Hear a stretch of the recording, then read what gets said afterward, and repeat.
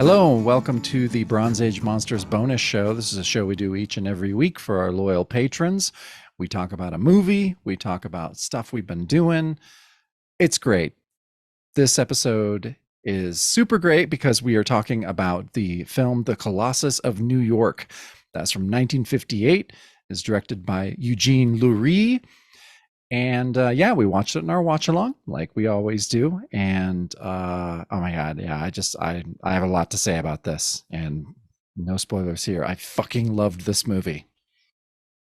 So, it's no surprise that I'm a huge fan of psychotronic film, genre films, monster films, all that stuff, drive-in stuff.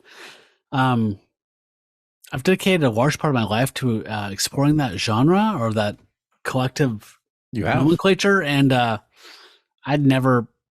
This did not register to me. I was shocked that this is new to me.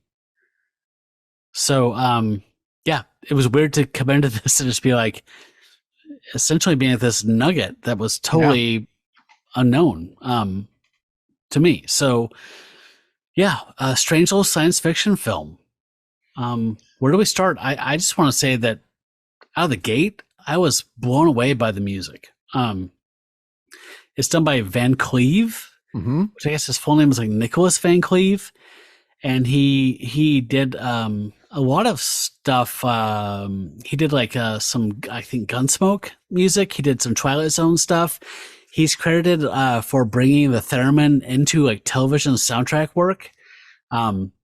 His score on this thing is totally experimental or atonal or whatever you want to call it.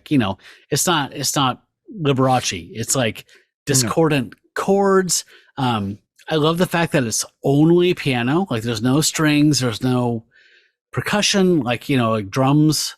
It really stood out, and it made the film stand out to me. In addition to all the stuff going on in the film. Did you read the little, I think it's in the IMDb trivia that talked about that, which is funny. I don't agree with this first sentence, but it says the film features an unusually restrained piano score by Van Cleve. Nothing is restrained about this performance. It is Liberace on bath salts. He is just absolutely banging, just hammering on the fucking piano. Restrained is the last word I would use to describe that score. So I take this with a grain of salt. He says this was not so much an artistic choice, but brought about by a musician's strike. Okay. Okay. Yeah. Who knows? I don't know what that is, but it was odd. I mean, it was a very unusual choice for a soundtrack at the time. It served the project. Oh, it was great. It there's no way any other score would have done better. I think it's incredible. It was an incredibly strange and a great artistic choice. This movie is so the nuances and weird choices all seem to just work perfectly together.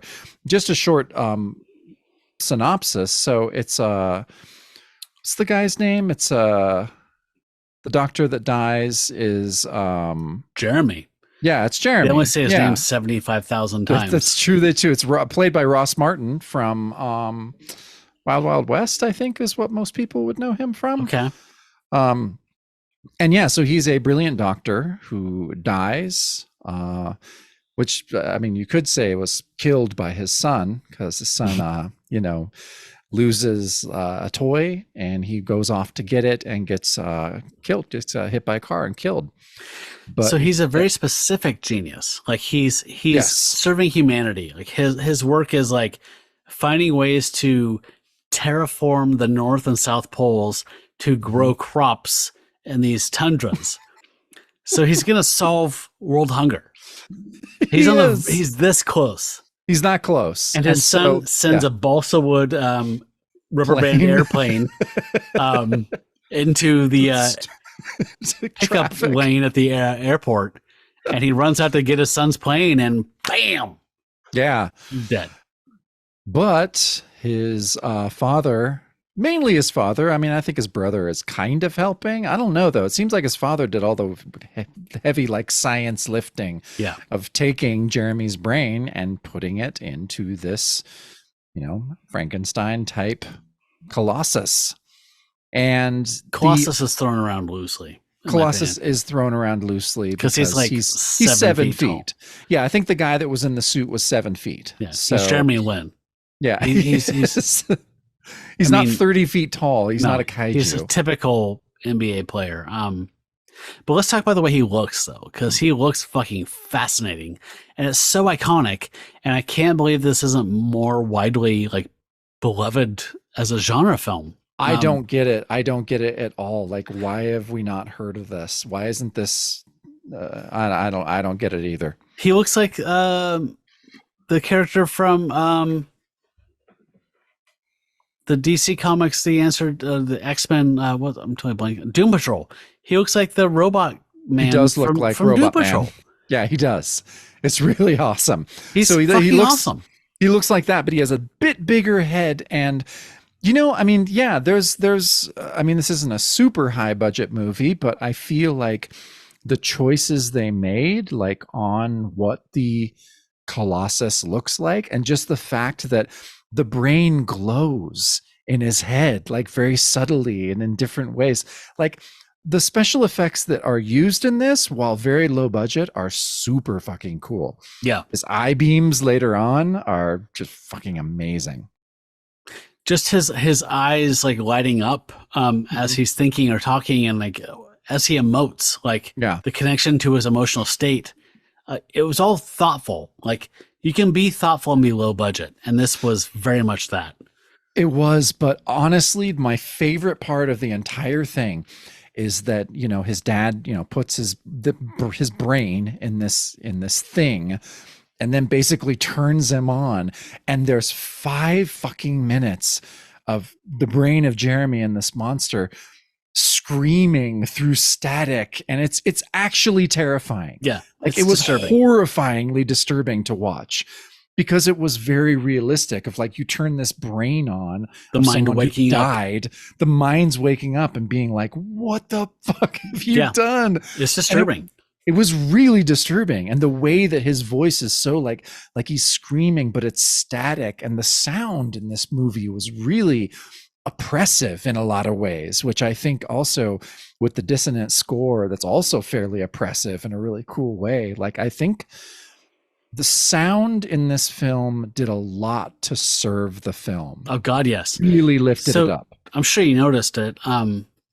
When he first achieves a voice by manipulating the machinery, his voice is more mechanical and whatever. And as it goes on, he slowly kind of affects the way he sounded in life. Like he's mastering the machinery to affect his personality.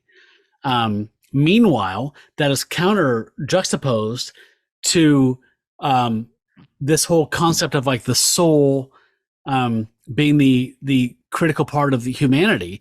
And so once he attains like consciousness again, he's speaking in this clipped robotic way, but he's trying to resume his work of feeding the masses. Yeah. And then as he moves on, that humanity drifts away, and it becomes completely devoid of like any kind of empathy or whatever. And he's just like Ultron, where he's just like, these people, they're poor and they can't feed themselves. They should die. I should just kill them. The turn is so strange, because he starts talking about like slums and hovels and the humans living in there. Yeah. It's after it sounds like Fox News. It does. Like suddenly he becomes like your radicalized grandpa. Yep. And he's just like, let's kill everybody. But no, he just then in the end, he wants to kill, what does he say? He wants to kill all the learned people in the world. He's hypnotizing his dad. Get me all the smart people in one room. You know, and then but gotta say, of course, aside from that part at the end where that's what he's doing, is when he's walking down at the bottom of the river, like going over to the city and comes out of it. It's such a great shot. They use it twice. Yep. Exact same shot. It should. But as they should, because it looks amazing. No, I was completely blown away by this movie, like in a way that I rarely have been. I mean, we've watched some really great stuff that I have just, fallen head over heels for. But this, rarely has it been a film that neither of us have even heard a peep about. that turns out to be like a true hidden gem. Yeah. And that doesn't happen very often. And this one I No. really, really connected with in a way that I was just like, holy shit, I want to own this. It's out on Blu-ray. It came out Okay. like in 2017 or something. So I feel like it's getting like it has its due, and I can just see this movie getting more and more famous as time goes on. Totally agree. This could have been plot wise really pulpy and just had that cool music and still been worthy of reappraisal. Mm-hmm. The fact that the music is a super modern, fucking cool postmodern soundtrack, be it whether due to a orchestra strike or not, I don't know. It doesn't matter. But that coupled with the fact that it's like embracing these. I mean, I joked during this watch along, like, this is 1958's Black Mirror. It is Like, it's fucking vibrant and cool, and it takes like the tropes of like Frankenstein and modernizes them and puts it through a lens of like 1960 times. I mean, I loved it. I had, we chuckled about some stuff here and there about some little things that were a little creaky or whatever, but I mean, execution wise, it was flawless. Like, even the design of the monster, like you said, like the weird kind of like Art Deco, like it looks like it could be a Metropolis. It does. Slash, like the future. Like it's just this weird timeless quality to it. And, just the arc of the man when he attains consciousness and he's like without a soul, like I was working on this thing to help humans, and then he just immediately tanks and collides into that Ultron, like everyone's trash and they should all die. He does. He becomes Ultron I love Thanos. How bleak that is. It's so bleak. Quickly it turns dark. Once the concept of the soul is gone, which was funny because like when that is posed in the first act of the first like two reels of the film, like, well, there's consciousness and there's animacy and then there's the soul, or like, there's no such thing as a soul, the whole conversation in the beginning, which is a little artifice and stage or whatever, but like it explores some interesting areas for sure. It does. Yeah. And we're in a weird position now because AI is at a self-feeding, growing kind of a cycle now. Like we've set it to go, and it's just kind of feeding itself and learning and doing whatever. So we're in a weird place where that's actually relevant again. More so than ever. Yeah, it's so cool. So no shock. I'm 2 claws up for me. Yeah, I'm just doing one because I just have the one claw. But wholeheartedly, this is not readily available because it was released on Blu-ray. So they pulled down whatever was on YouTube and Vimeo, whatever. So I don't know what to say about that. If you want to watch it and you don't want to go do some, I'm sure you can find it wherever because it's the internet. You can find it wherever. But yeah, I mean, it is available on like, iTunes and Amazon and stuff. But I think you have to pay like it's $3.99. Like it's full price to rent. Yeah, I would say it's worth it. I would say it's totally worth it. If you can't find it anywhere and really still want to watch it, it is worth that. Yeah, by far. Can I just mention something before we move on to kind of recapping our adventure last week? Sure. So our friend Russ, who got married recently, he noted on our Discord server that I was talking about how much I love the Batman character of Man-Bat. Mm-hmm. And I had a birthday, and so he sent both of us some cool presents. He sent us like these quasi-Mego Man-Bats. Those are awesome. How cool is that? It's super awesome. And so one's for you. I'm really glad he did that because if he didn't, I would have thrown a fucking fit. So thank you, Russ, for the Man-Bat. I fucking love Man-Bat, as you know. So that's great. Super sweet present. I appreciate that. Good guy. Good guy. Good guy. Yeah. So in the lost episode, we did talk a bit about our adventure down to LA, where we went to Universal Studios Horror Nights. But let's do a quick recap because we do have some photos and Yeah. yeah. So yeah, we went down and were lucky enough to go to the Universal Studios horror houses, horror nights there, and we went with our good friend Michael and his kids and good old Kirk Thatcher and yeah, David Silverman, just the whole crew down there. And yeah, we went through all these houses. Matt, your wife, and Athena, your daughter, were there. And yeah, you said, I mean, this whole trip was for Athena, correct?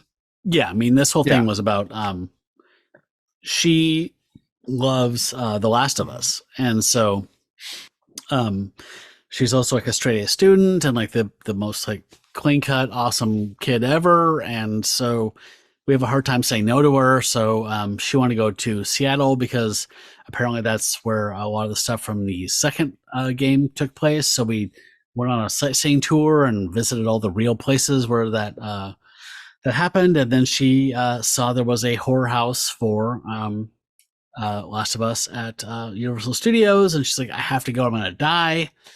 And I can't say no to my daughter. So we plan to go down there. And Michael was like, hey, I'll go with you guys. You know, when are you going to go? Let's bring Jacob. Let's do it. Let's do a thing. So we made it a thing and it was awesome. Oh, it was so awesome. Yeah, it was great. I'm just so glad. I loved the crew that we had there. I love that Michael's son Mick led us like the greatest tour guide I've ever seen in my entire life. The best.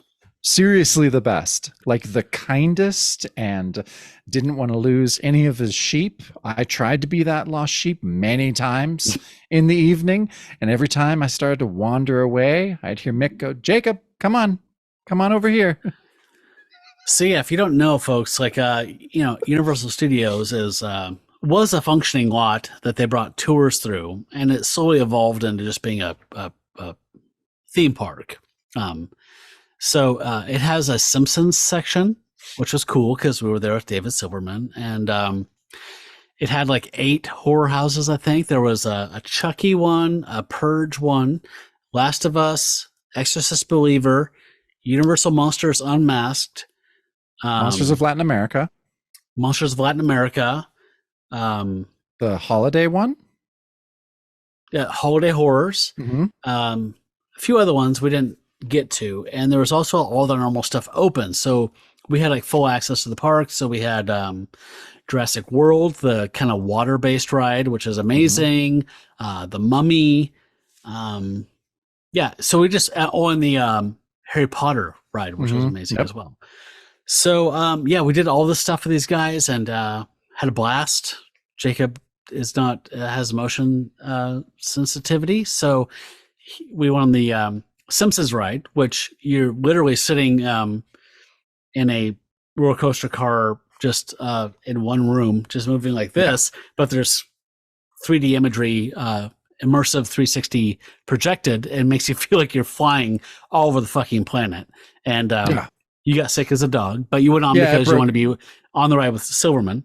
I did. Yeah. I love the text from my wife after I got off of that. I was just like, oh man, I feel so sick. I just want to die now. And she's like, why would you do that? Why would you go on that ride? And I was like, well, it was with David. Like we were with David and he was telling us trivia. Like, how the fuck am I not going to go on the Simpsons ride with David? So yeah, we had to do it. And it was super fun. Yeah. And I did love how, Athena was so moved by going through the Last of Us house. And I love how the entire like crew that we were with after that just all like worked together to make sure that Athena had the greatest time she could possibly have. Yeah. Like, I think everyone else was very moved by that, to where just like, whether you remember being that young and being so overwhelmed by something that you love, because your daughter is obsessed with The Last of Us. So she is. So to do something like that, I think all of us just kind of tapped into that. We're just like, that's amazing. That was, I honestly think you talk to anybody about that night, they're going to say that was their favorite moment of the night. Yeah.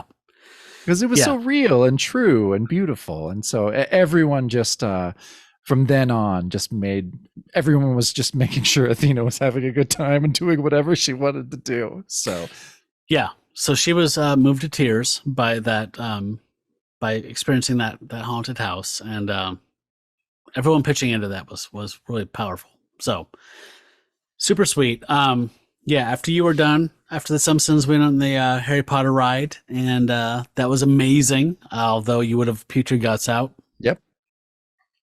And yeah, then we went in the most extreme house, which was the Universal Monsters house, all updated and extremified for the 21st century. So it's your Phantom of the Operas, your Jekyll and Hyde, or whatever, but like massively intense. It's so intense. I did not expect that to be the scariest. Really I freaked thought me we out. were gonna. I thought we were gonna end up. I'm just like, oh, the Universal. This is gonna be fun. Like I this thought it'd is be gonna like be Lon cute. Chaney references and like just like the grandma, like, oh, you don't want to go in a scary haunt. You just want to go like to see the Phantom and blah Yeah, blah. This was I fucking horrifying. it was horrifying. I expected it to be the Enchanted Forest haunted house, and it was not. It was truly terrifying. Yeah. Like once I stepped out of there, like my heart felt like it was gonna explode. Yeah. As did my feet, because I was done. Yeah. We'd been there for like 5.5 hours, 10 miles. express passing through everything and doing stuff multiple times. So yeah. We didn't mention the Terror Tram exterminators, but one awesome part was a lot of the houses I didn't love about them was like that they are going into a sound stage with plywood and black felt or whatever, and just going through these mazes and just having shit jump out at you and scream. We took the Terror Tram, which is normally how you experience the backlot, like the Jaws and Psycho House, and it took us back and played this little stuff on the screen about how there's exterminators there and they're taking care of the humans. The bugs are in control now, and you do this walking tour, which I loved, which was through the Bates Motel set and the Psycho house. And there's like these bugs trying to kill you. They have chainsaws and like ant masks on, and they're charging around, but you're free to walk around. It was cool. It was so cool. And we go through the set of like the War of the Worlds, like the plane crash sets, and I'm showing a little video here of like us walking through the hatchery, where all the bugs are hatching and the people are like cocooned up and webbed up and being used as food for the insect babies. Creepy ass shit.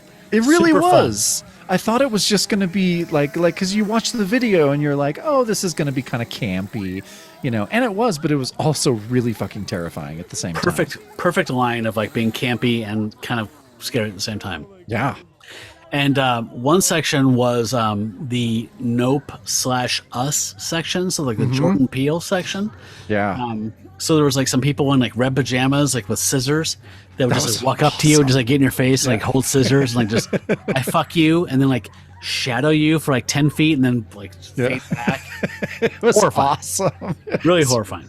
Yeah, it was so good. And we lost you for a minute. Like we got back on the tram, and the door closed behind you, and it was you and like Michael's daughter and her boyfriend, and That's right. Rick. Oh wait, that's our friend. And like, oh yeah, he'll be fine. Yeah, that's what she said. It was funny. I was sitting next to Michael's daughter. The gal comes to close it down on us. We were like, well, we were with them. And she just looked at us. She's like, you're going to be fine. Like, you'll meet up with them. You're fine. Yeah. So, and guess what? We were. Sure enough, we caught the tram back and had a churro and just waited for you. So, good times though. Great way to spend the birthday weekend. I had a blast, and thank you everybody who sent me birthday wishes on Instagram and on Discord and whatever. Great time. So glad you were there. Yeah, it's going to be hard to beat. And yeah, now I'm spoiled forever. I will refuse to ever wait in line for anything ever now. Yeah, I want the fast pass of life. I do too. Yeah. So next up, we're going to be watching Kolchak the Night Stalker, the TV series, the second episode, The Zombie, which is my favorite of the entire single season. Really excited. It's been a long time since I've watched the actual episodes of Kolchak. I've watched the Matheson TV movie many times because it's perfection. Yeah, well, but well, you know, it was kind of hard to find them for a long time too. Yeah, so they released them a few years ago on Blu-ray. But yeah, I had a terrible bootleg copy I bought like in 2004 off eBay. And I ripped it for this, and it was a 340 by 240 video file. Wow. So imagine that. Yeah. So yikes. I downloaded good ones. Good. It's going to look nice. So if you aren't watching along with us, you should. We have a blast watching these movies together, and we're doing it this Sunday. And yeah, go to Discord. I post the stuff on Patreon all the time. So if you're not doing it, we'd love to have you there. Yeah, we would. And, you know, and I do want to stress every time, because I know it's a deal breaker for some people. If you just want to come on, you don't have to turn on your camera. Nope. You don't have to turn on your mic. You can just sit and lurk. We don't mind. We're just glad to have you there, and you can listen to us joshing around and making silly goofabouts about the movie, and it's pretty fun. Yeah. So cool. Well, I think we did good. Yeah, I think we did good too. Sorry we had a lost episode, but you know, it only happens to the big guys, the giants. So now I feel like legitimized. We are legitimized. We are at that level now to where we have a lost episode. Just like Mr. Show. Just like. Yeah, my favorite. Who wants a banana? Who wants a banana? All right, so yeah. I guess that is the bonus show. So from us to you, I'm still saying Hail Satan. I don't give a fuck. I'll say Hail Satan all my life. No, she knew what was coming. Fucking A. She was giving me the business. Hail Satan. Hail Satan. That's a bonus show. That's a bonus show.